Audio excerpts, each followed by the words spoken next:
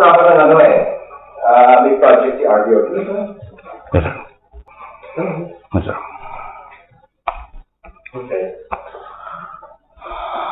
Si RBO, sent me a text yesterday. Yes, sir. Yesterday na mag-usap tayo. Yes, sir. No, kasi meron kaming dalawang project. Binhis ka ba ni Mike? Hindi. No, sir. He just asked me to report to you, sir. Okay. Kasi medyo, to be perfectly frank, medyo gray area ito Yes, sir. No, so,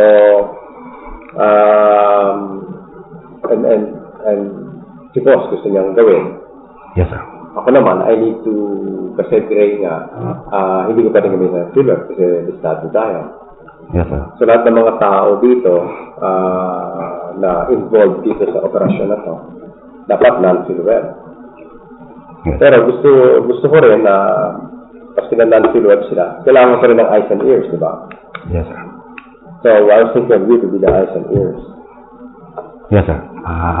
I'm here to serve you, sir.